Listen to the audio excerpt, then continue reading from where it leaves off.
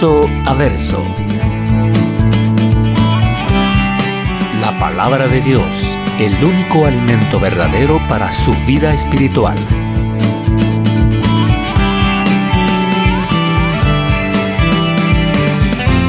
Verso a verso. Una presentación de Capilla Calvario, Guatemala. Antes de orar, vamos a leer el pasaje que vamos a estudiar el día de hoy, que se encuentra en Primera de Pedro. Se recuerda que ya tenemos, esta sería la tercera enseñanza de Pedro. Si usted se perdió alguna, lo puede buscar en internet. También tenemos las dos enseñanzas anteriores. Y ahorita vamos a estudiar el capítulo 1 del verso 6 al 9. Vamos a leer, dice así: en lo cual vosotros os alegráis, aunque ahora por un poco de tiempo, si es necesario, tengáis que ser afligidos en diversas pruebas, para que sometida a prueba vuestra fe, mucho más preciosa que el oro, el cual, aunque perecedero, se prueba con fuego, sea hallada en alabanza, gloria y honra cuando sea manifestado Jesucristo, a quien amáis sin haberle visto, en quien creyendo, aunque ahora no le veáis, os alegráis con gozo inefable y glorioso, obteniendo el fin de vuestra fe, que es la salvación de vuestras almas. Oh Señor Jesús, tú dijiste que si había falta de sabiduría, la pidiéramos a ti, Señor. Te lo estamos pidiendo. Tú dijiste que no nos preocupáramos, Señor, de lo que íbamos a decir, porque el Espíritu Santo iba a dar qué teníamos que hablar, y eso es lo que yo te estoy suplicando. Que seas tú, Señor, el que ministre tu palabra en esta hora, que tú hables a los corazones y toques, Señor, porque podríamos decir 1000 palabras, Señor, pero si tú no estás, Señor, en vano vela la guardia, Señor, en vano trabajan los edificadores y en vano estaríamos enseñando acá.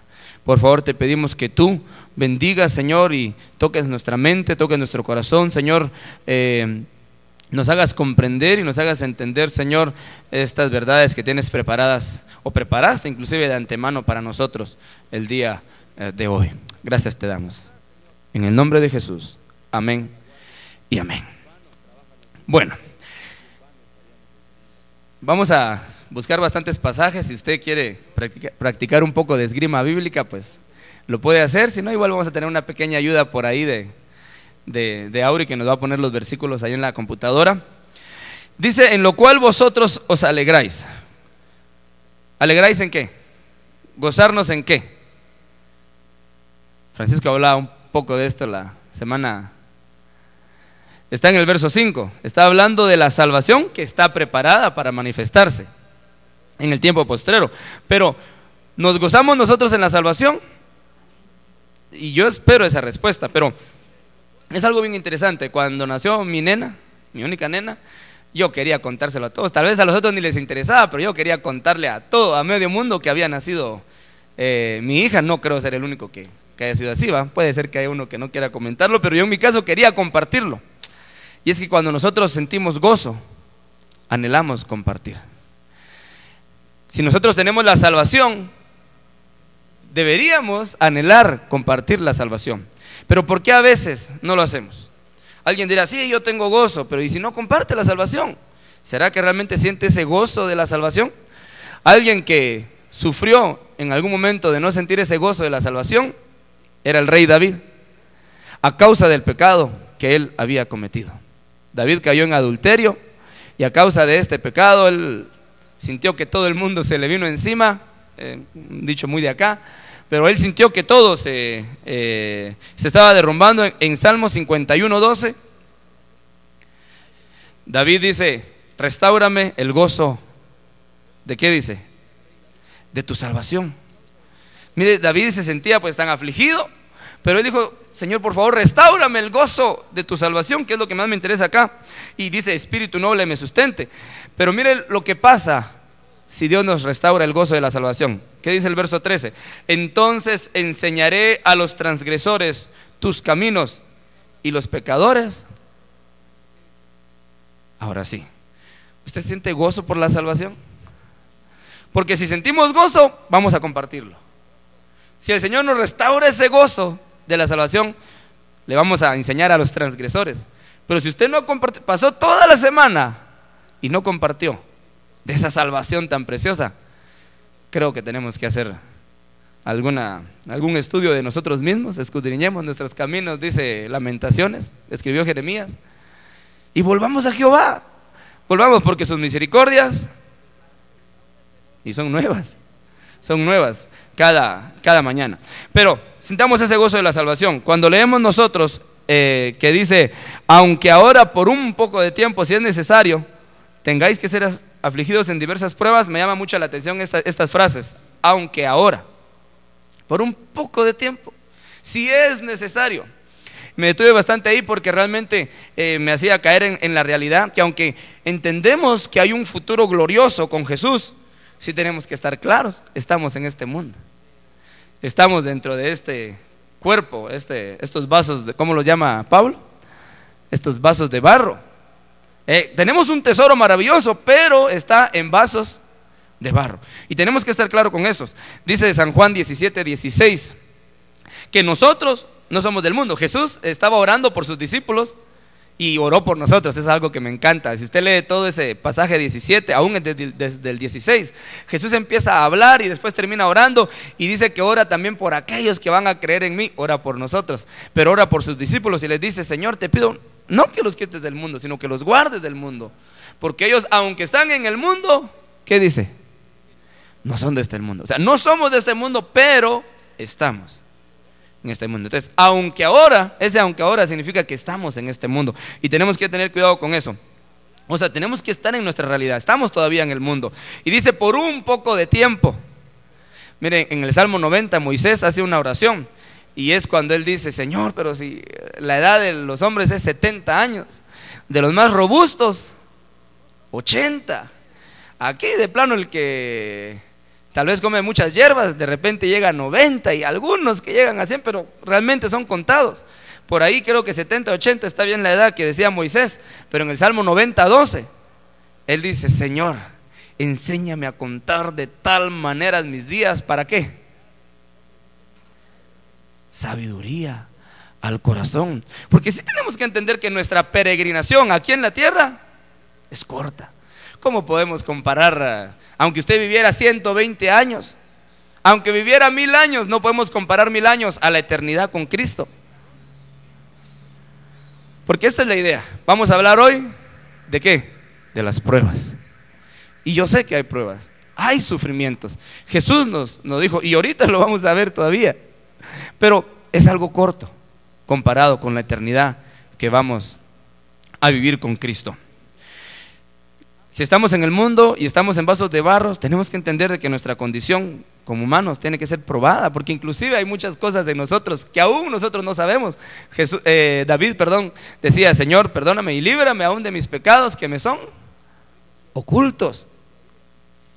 Deuteronomio 8:2. Muchos de estos versos se los voy a parafrasear, pero cuando habla de la historia de Israel, dice que 40 años los mantuvo Dios ahí. Pero ¿para qué los mantuvo Dios ahí? ¿Por qué? ¿Para qué? ¿Qué dice ahí? ¿Para afligirlos? ¿Pero para qué? Para saber lo que había en tu corazón y si habías de guardar los mandamientos. Hermanos, muchos no quisieran pasar por pruebas, pero es necesario. Es necesario que pasemos por diversas pruebas, porque inclusive muchas cosas nosotros por dentro no las sabemos, ni no las entendemos. Es que son necesarias. Y Señor, ¿por qué estoy pasando por eso? Dios me ha hablado aquí y dice, es necesario. Es necesario. Es que ya no quisiera estar en las pruebas, sí, pero son necesarias. Son necesarias. Y ahorita vamos a entender un porqué. Pero al ver estas frases de aunque ahora o por un poco de tiempo o es necesario que estén en diversas pruebas, hay algo que sí podemos comprender de todo esto. Dice en 1 de Tesalonicenses 5:6, si usted lo logra leer ahí, dice que Él no quiere que nosotros durmamos, sino que seamos ¿qué? Sobrios. Me gusta la versión de las Américas, esta no va a salir ahí, pero dice que Él quiere que nosotros estemos alertas. Alertas, hermano. Una vez fui a Retauleu y me monté en un tuk-tuk y me dijo el del tuk-tuk: mire, yo desde que lo vi supe que usted era en la capital. Realmente no soy oriundo de acá, ¿va? Pero me dijo: ¿pero usted vive en la capital? Sí, le digo yo. ¿Y por qué? ¿Por qué supo? Le pregunté yo. Porque usted se bajó y se bajó así, vio para todos lados, miraba para otro lado y usted estaba alerta, me dice. Y sí, tiene razón, le digo, soy de la capital. Tenemos que estar alertas, no somos de este mundo, tenga cuidado, no se acomode. No nos acomodemos a un mundo que realmente ni siquiera es nuestro. Somos ahí como que entre extraterrestres nosotros, no somos de este mundo. No se piense: yo a este mundo sí lo voy a aprovechar. Dios nos permite muchas cosas, pero no se acomode. Hay un pasaje que no está entre todos estos, pero Pablo a Timoteo le dice: porque el que busca inclusive riquezas, dice que tiende lazo, y eso es causa de tropiezo. Pero bueno, miren, tenemos que estar alertas, porque aunque no somos de este mundo, estamos en estos vasos de barro, y hay debilidad en esto. En Mateo 26:41 Jesús le dice a sus discípulos, ya antes de irse, cuando estaban a punto de entregarlos, todavía dice lo último, el último consejo antes de que lo agarren y de que lo vayan a juzgar y que vaya a comenzar la pasión como nosotros la conocemos, aunque realmente ya había empezado desde la oración, ¿va? Pero es tremendo que es lo que les dice que orad y ¿qué? Velad, o sea, también estén despiertos, ánimo, porque realmente el espíritu se está dispuesto. Mire, yo no quiero pecar. ¿Cuántos de aquí quieren pecar? No queremos pecar. Y el espíritu está dispuesto, yo quiero ser santo, pero la carne es débil. Hermano, ¿qué será que no puedo dejar de pecar? No, ora. No, es que no me siento demasiado débil. Ore, Jesús lo dijo. Oren, porque Jesús decía: oren conmigo, porque Jesús sabía lo que sentía y ellos se quedaban dormidos. Claro que estaban cansados, pero hay que orar, hermano. Aunque llegue cansado de trabajar, ore. No, es que hoy sí vengo cansado, hoy no voy a orar. No, ore, hermano, porque si no va a estar débil, porque su espíritu quiere estar santo, su espíritu quiere estar en sintonía con Dios, pero la carne es débil completamente. Verso 7 dice: para que sometida a prueba vuestra fe, mucho más preciosa que el oro, el cual aunque perecedero se prueba con fuego. Mire, es interesante el ejemplo que pone con el oro, y vamos a hablar un poco que realmente no es que la esté comparando con el oro, pero lo que Dios quiere mostrarnos aquí, o lo que Pedro, ahí sí que inspirado por el Espíritu Santo, nos quiere mostrar, es que el proceso que tiene el oro es similar al proceso que va a pasar nuestra fe, porque al final de cuentas lo que estamos hablando, más que de las pruebas, es de nuestra fe. O sea, las pruebas lo que hacen es fortalecernos en nuestra fe. Entonces, la fe, el proceso que va a llevar esa fe, es como el que tiene el oro. ¿Cómo hacen con el oro? Lo calientan a una temperatura pero extrema, y lo están metiendo y lo sacan. ¿Y qué pasa cuando lo sacan del horno? Que podría tipificar aquí las pruebas. Lo mira, el que lo está metiendo, mira el oro, y como lo que pasa con el fuego es de que saca las impurezas, o sea, hace que se vayan para arriba. Entonces viene, quita las impurezas, las quita, las tira y lo vuelve a meter, lo vuelve a sacar. Si sigue viendo impurezas, las vuelve a quitar y vuelve a meter y lo vuelve a sacar hasta que ya no haya impurezas. Pero ¿sabe cómo sabe que de veras hay impurezas? Porque lo que quiere es ver reflejado su rostro en el oro. Cuando ya logra ver su rostro reflejado y no hay ninguna impureza por ahí, ese oro ya está listo. Y Dios hace lo mismo.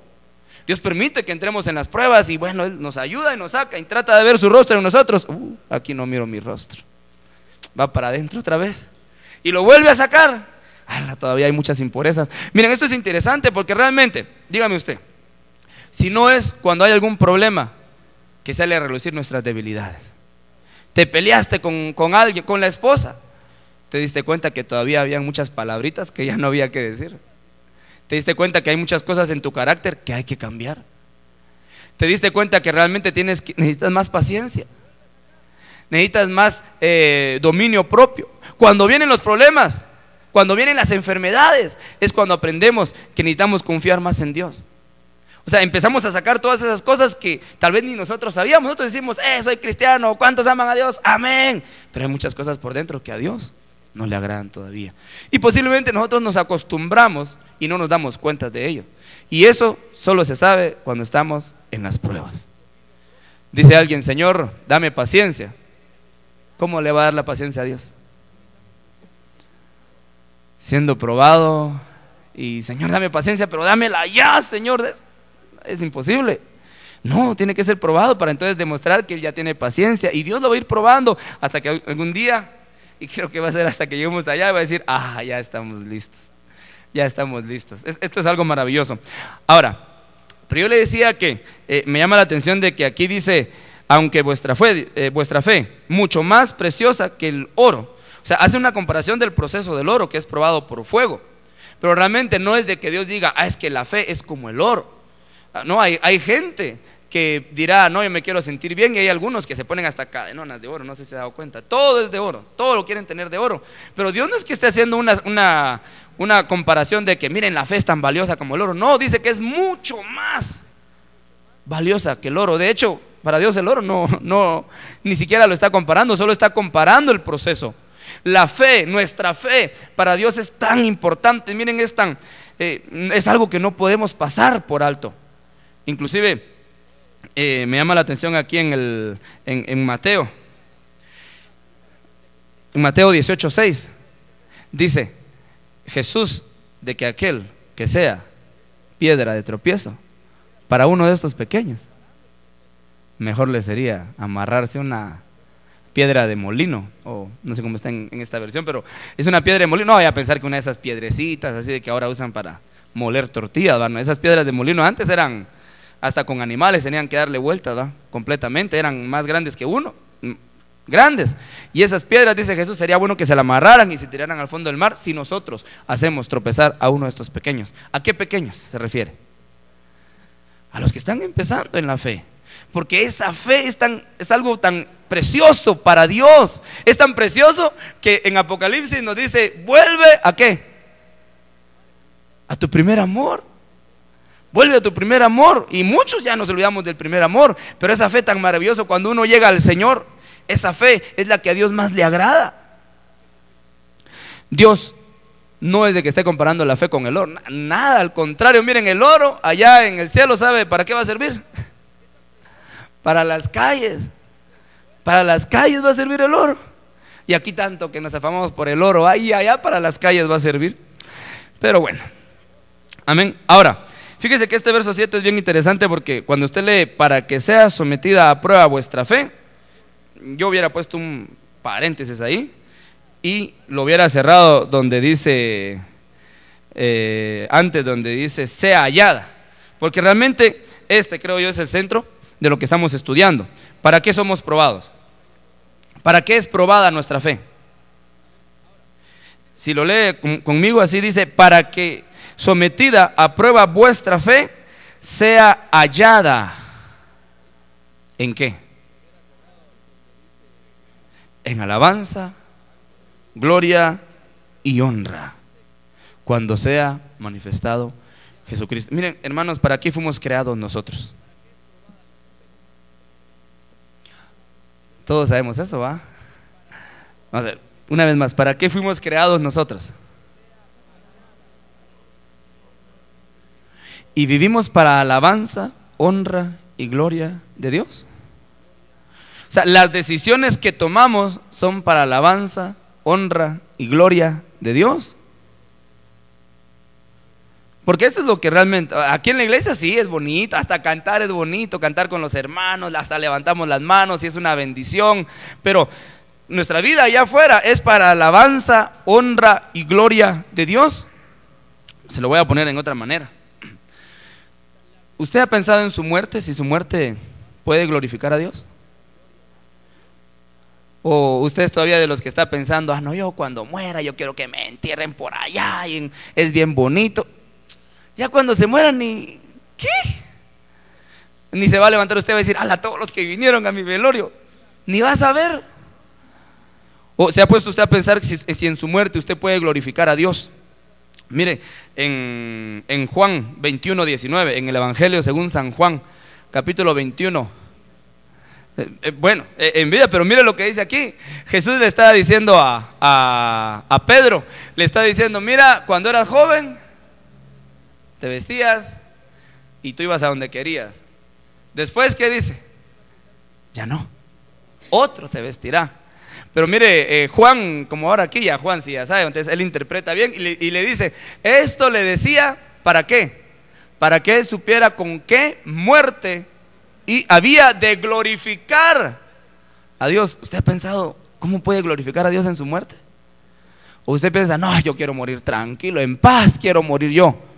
Pero ¿por qué no le ofrece esa última parte de su vida a Dios? ¿Por qué no decir, Señor, glorifícate aún con mi muerte? Si es necesario. Mire, estas personas glorificaban a Dios con su muerte. Pedro, Isaías. ¿Se recuerdan cuando estudiamos Hebreos? Según la tradición, Isaías lo partieron con una sierra al profeta Isaías en el tiempo del rey Manasés. Era tan pecador ese rey que aborrecía a los profetas. Dice que con una sierra lo partieron, fueron aserrados. Glorificó a Dios con su muerte. Y Dios dice que eso es olor fragante para Dios, la muerte de uno de sus santos. El que tradujo la Biblia, William Tyndale, si no me digo mal el nombre. Nosotros hasta nos cuesta leer la Biblia a veces, pero el que empezó a traducir la Biblia, bueno, al inglés en este caso, ¿va? Por si alguien no quiere leer la Biblia en inglés, pero el que empezó a traducir la Biblia del rey, ¿cómo es? James, King James, algo así. Bueno, el que la tradujo, por haberla traducido, primero se tuvo que esconder, ¿va? Y logró terminarla. Cuando la terminó, lo traicionaron y lo entregaron y lo quemaron por haber traducido la Biblia. Y según está en los escritos o en la historia, dice que muchos le decían, retráctese, porque había una posibilidad de retractarse. No quiere morir quemado, retráctese, no, diga que ya no cree en eso, ya lo que hizo, lo hizo, pero retráctese, diga que no, que usted no es protestante, le decían en esos momentos. Y él solo decía, Dios le bendiga. No se retractó. Por haber traducido la Biblia, lo llevaron a la hoguera y murió quemado. Es más, no solo en la hoguera, fue algo bien tremendo cuando explican las razones de su muerte. Dice que le pusieron aquí, lo estrangularon al que tradujo la Biblia del latín al inglés. Y cuando agarran la Biblia, nosotros solo la leemos, sí, es que hoy no quiero leer la Biblia. Y ellos por traducirla, todo lo que sufrieron. ¿Vivimos para glorificar a Dios? Si vivimos o si morimos, somos de Él. Dejemos que Él se glorifique en nuestra vida, porque tal vez nosotros no sabemos realmente cómo glorificarle. Tal vez nosotros no sabemos cómo honrarle ni alabarle a Él. Dejemos que Él nos guíe para que no solo en nuestra vida, sino aún en nuestra muerte, Dios sea glorificado. En nuestra oración final, pidámosle a Dios que Él sea el que se glorifique en nosotros. No nosotros. Miren, Juan, ¿qué era lo que decía? Porque muchos entendemos algunos pasajes como cuando dicen humíllate bajo la mano poderosa de Dios y Él te va a exaltar. Estamos esperando la exaltación de Dios. Pero ¿cuál era el pensamiento de Juan el Bautista? Es necesario que yo mengue, decía, y que Él crezca. Que Él crezca. Amén. Verso 8 dice: a quien amáis sin haberle visto, en quien creyendo, aunque ahora no lo veáis, os alegráis con gozo inefable y glorioso. Amar y creer sin verle. Tengo en uno de mis pesares que uno de mis hermanos dice ser ateo.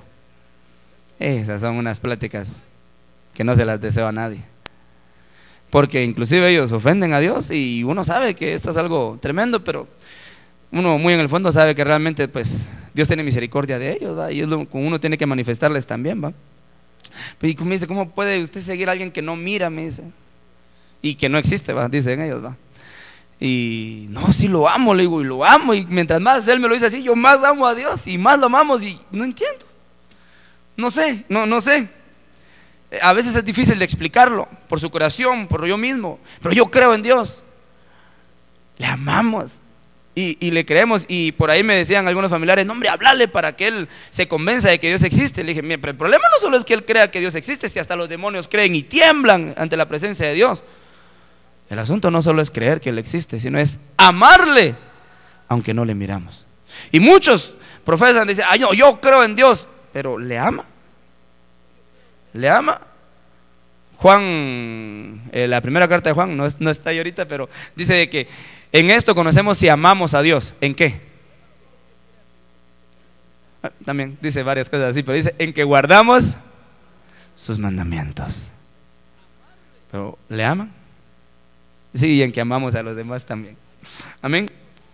Pero le amamos y no le miramos. Pero no somos los primeros. Miren, Moisés, que dice Hebreos 11:27.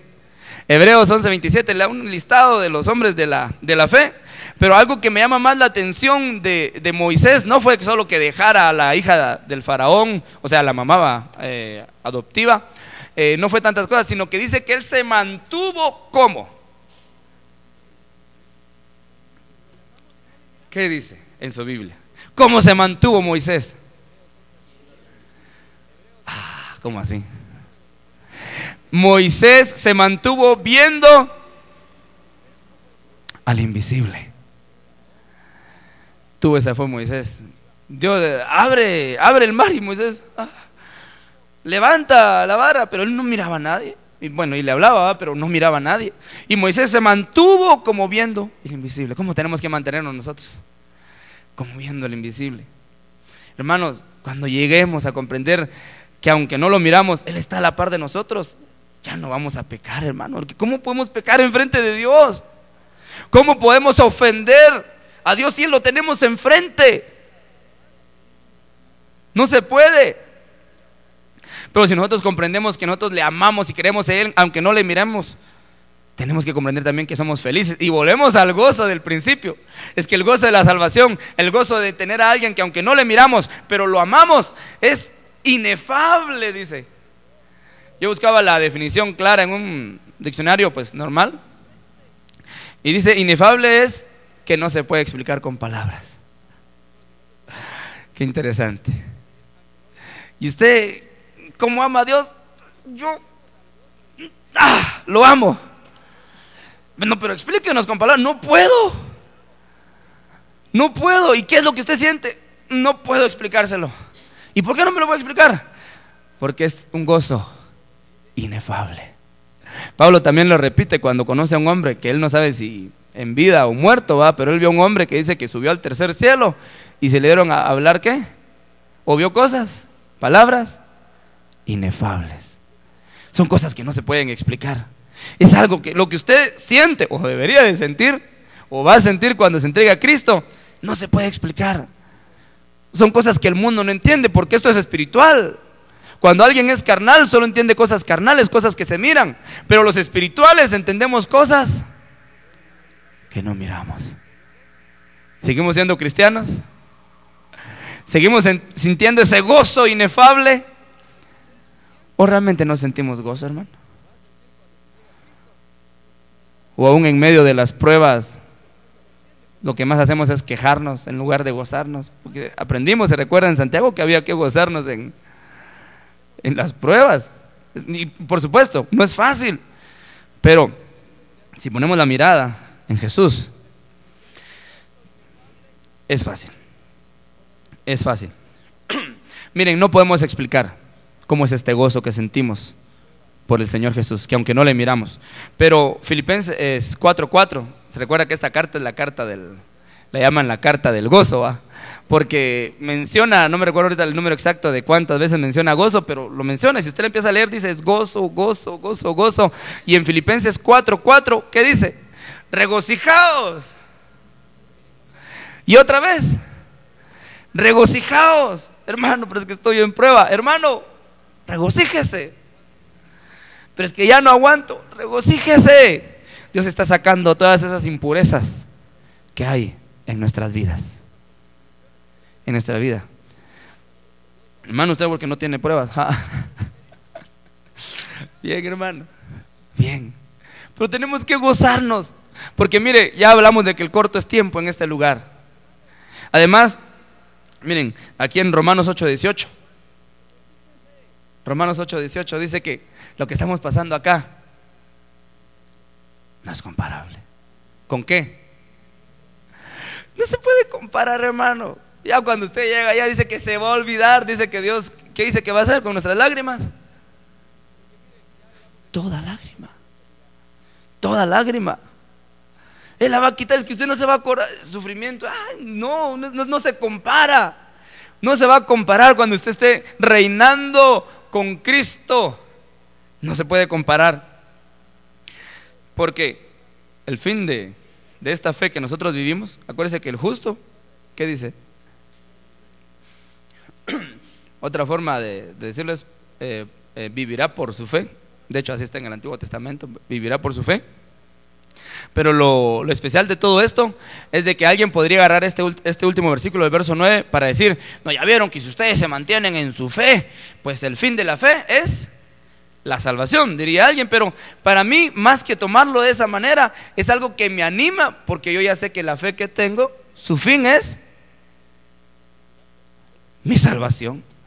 O sea, yo no estoy pensando como otros, tengo que luchar por ganar mi salvación. No, yo ya sé que el fin de mi fe es mi salvación. O sea, miren, obteniendo el fin de nuestra fe, que es la salvación. Lo voy a leer para nosotros: de nuestras almas. Miren, esto es algo que todavía nos tiene que, no importa qué duro sea el problema, no importa qué dura sea la prueba, nos tenemos que mantener como viendo al invisible. ¿Por qué? Porque el fin de todo esto, el fin de lo que estamos pasando es nuestra salvación. O sea, esta es la esperanza que tenemos. Nos gozamos en esta salvación porque un día vamos a estar con Jesucristo. Y tenemos que estar seguros de lo que vivimos. Si ese es nuestro fin, si el fin de la fe es la salvación, pues a pasar por las pruebas. No pida: ay Señor, que no me hagas pasar pruebas. No, que el Señor lo limpie, que lo vaya purificando, para que le agrademos más a Él, para que le glorifiquemos, para que cuando Él venga, nuestra fe sea hallada en gloria, honra y alabanza. ¿O usted quiere que pase como en primera de Juan, verso 2, 28? ¿Quiere que cuando Cristo venga pase lo que ahorita van a leer? ¿Alguien lo quiere leer? ¿Algún valiente que se anima a leer?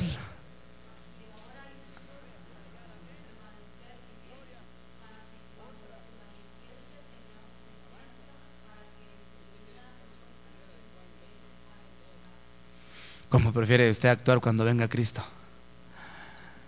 Que diga: wow,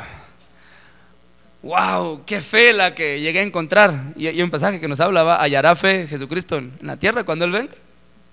Pero cuando nos haya a nosotros, wow, una fe probada. O que cuando venga Cristo usted: no puedo. Se va a tener que alejar de Él, avergonzado. Hermano, no nos acomodemos. Recordemos que no somos de este mundo. No nos acomodemos acá. Tenemos que estar sobrios, alertas, despiertos. No durmamos como los demás, porque somos hijos del día. El fin de nuestra fe es nuestra salvación. No olvidemos esto. Por esto nosotros tenemos que estar proclamando la salvación. ¿Por qué celebramos la Santa Cena? Porque anunciamos la venida de Cristo. En medio de las pruebas podemos anunciar que Cristo viene. Tenemos que hacerlo, pero estamos seguros, porque el fin de la fe es nuestra salvación. No lo hacemos como golpeando al aire. En primera de Corintios 9:26 dice que Pablo corre seguro. Él no golpea como qué, como que golpea al aire. Eso no tiene sentido. ¿Usted ha visto algún día una pelea de box donde solo hay un luchador?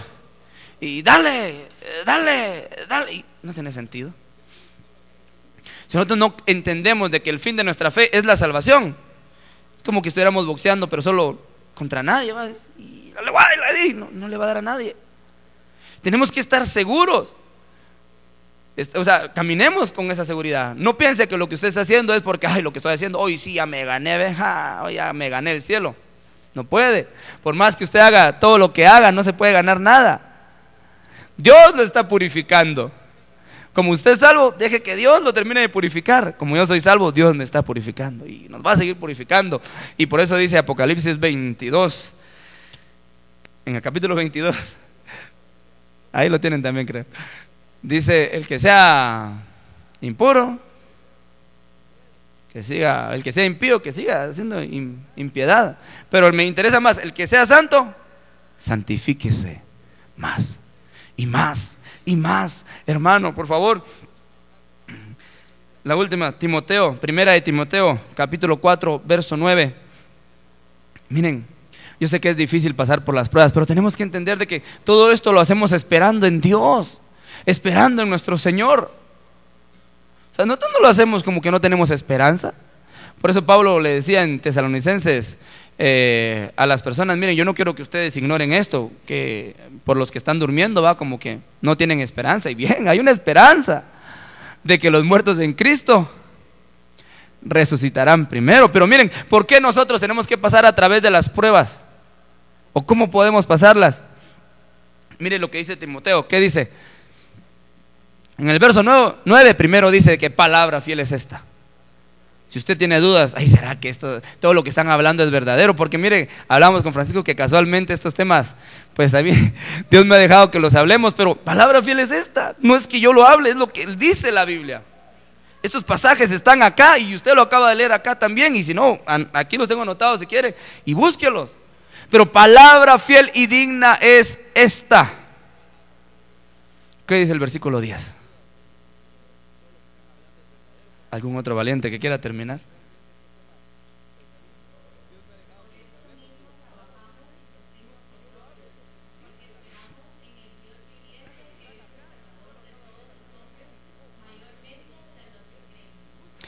Por esto trabajamos y sufrimos oprobio. Hermano, pero si yo no estoy sufriendo nada, pues uno, no siempre van a ser las mismas pruebas, eso tenemos que estar claros. Acuérdense que ahorita pues no nos están persiguiendo. Ahora ya no es la persecución, pero me atrevo a decir que posiblemente la prueba sea la acomodación. Porque hay cristianos que como ya no nos están persiguiendo, pues ya ni proclama la palabra de Dios. Pero mire a los apóstoles, ellos ya se habían quedado muy bien en Jerusalén. ¿Qué les tuvo que mandar Dios? Les mandó a Pablo, pero no cristiano. Era el Pablo inconverso, Saulo se llamaba todavía. Y empezó Saulo a perseguir la iglesia. ¿Y qué hicieron todos los cristianos? Se esparcieron por todo el mundo. Pero ¿sabe qué? O sea, alguien diría: ay, los persiguieron. Sí, pero ¿sabe qué pasó con esa persecución? El evangelio se expandió. Por eso trabajamos, por eso sufrimos oprobios, pero esperamos en Dios. ¿En quién espera usted? ¿Está esperando algo para esta vida venidera? Puede ser que Dios nos dé algo para esta vida venidera, esta vida de aquí. Pero yo sí espero para la vida venidera, que no se puede comparar. ¿Se recuerda? Lo leímos. No podemos comparar las cosas que aquí pasamos con la gloria venidera. No podemos. Cierra sus ojos. Señor Jesús, oh Dios amado, queremos vivir para ti. Que tú en nuestra vida te glorifiques, seas alabado y seas honrado. Y no solo en nuestra vida. Aún, Señor, si a ti te deleitas, Señor, y tú te puedes glorificar ahí, glorifícate en nuestra muerte. Así como Pedro, Señor, te glorificó en su muerte. Así como lo hizo Isaías, así como lo hicieron muchos siervos tuyos, Señor, que te glorificaron en su muerte. Señor, queremos vivir para ti, Señor. No queremos olvidarnos, Padre, de que si vivimos o morimos es para ti y somos tuyos, Señor amado. No queremos vivir en este acomodamiento, Señor, porque no somos de este mundo. Aunque estemos en este mundo, no somos, Señor. Somos tuyos, Padre amado, somos tuyos y te esperamos a ti. Y por eso anunciamos tu venida. Pero sé que tú vienes por una iglesia sin mancha. Y para estar sin mancha, para estar sin impureza, Señor, es necesario que pasemos por diversas pruebas. Solo te pedimos, Señor, como te pidió aquel padre afligido, Señor, por un hijo que estaba endemoniado: ayuda a mi incredulidad, ayuda a mi fe, Señor. Ayúdame, Señor, a poder mantenerme como viendo al invisible. Te lo pedimos con todo el corazón, en el nombre de Jesús de Nazaret. Amén y amén. Capilla Calvario Guatemala presentó Verso a Verso, La palabra de Dios, el único alimento verdadero para su vida espiritual. Verso a verso, su vida crecerá en el conocimiento del Dios verdadero. Una presentación de Capilla Calvario, Guatemala.